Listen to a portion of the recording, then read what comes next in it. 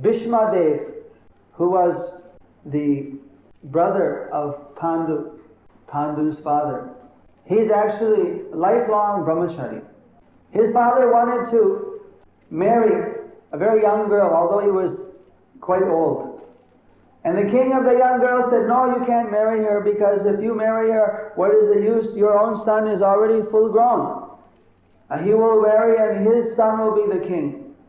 So why should I marry my daughter to you when you're already in middle age and your son won't be the king? Because you're by her, because your already grown son is here.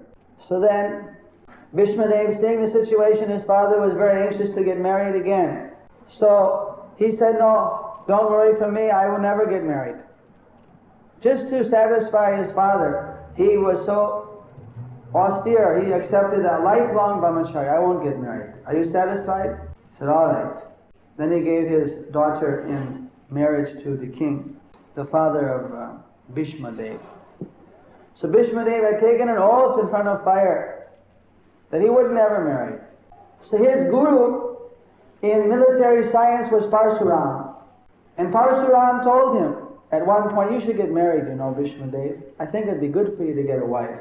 And when he said this, Bhishma Dev was so astonished.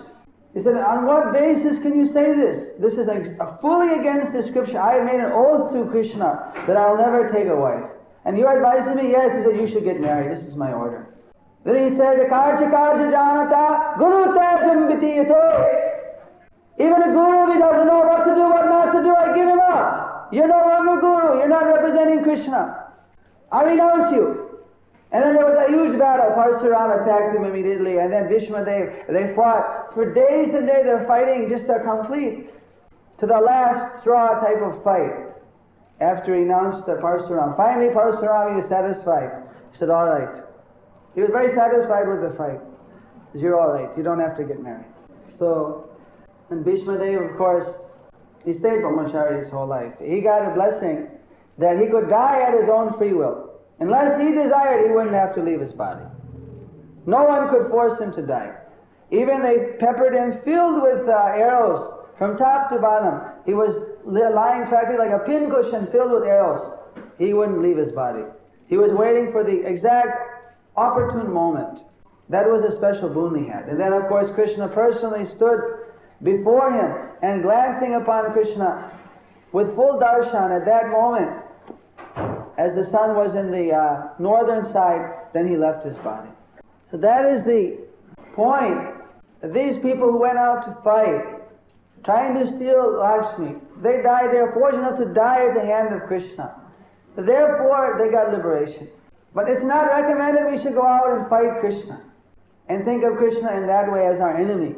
Rather, we should always look to Krishna in a very humble and serving attitude. Carrying out his order, even the odds appear to be unlimited. What are the odds of an army of monkeys fighting against the highly powerful asuras who have mystic power, who are great warriors, who have all special type of weapons, yet they defeated them? The monkeys defeated these demons because they were empowered by Ramachandra. The demons are always trying to keep Lakshmi for their own enjoyment. And the devotees are trying to save Lakshmi and engage Lakshmi in the service of Krishna. Save the goddess of fortune from the hands of the demons and to engage in service of Krishna. Of course, Lord Chaitanya, he tried to change the demonic mentality of people so that they will use Lakshmi in Krishna's service. They will all, of their own accord, offer Lakshmi to Krishna.